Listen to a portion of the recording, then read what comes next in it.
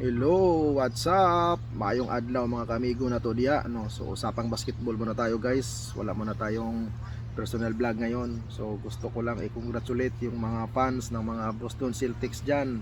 Champion na tayo, yehey! 2024 NBA champion. Ako kasi guys, napaka-fanatic talaga ng basketball. Although tunay tayo na lalaki, talagang hilig talaga natin is basketball talaga.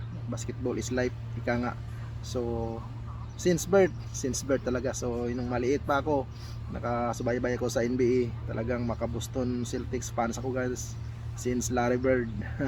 So nag-champion sila last 2008, June 17 din yun. So make history sa ginawa ng Boston ngayon, no.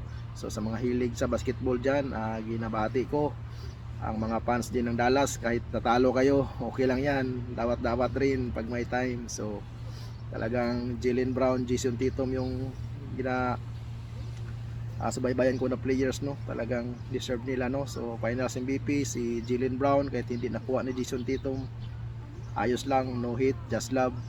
Salamat, no. So talagang Boston Celtics fans here, kayo marami ditong Lakers, Warriors, Sixers, Toronto, iba-ibang mga team, no, sinubaybayan natin. Pero ako talaga guys, happy ako kasi Boston Celtics, no. So igawa ko itong vlog na ito dahil natuwa ako kahit na yung mga kasama ko dito, mga ibang mga tao is nagsusugal.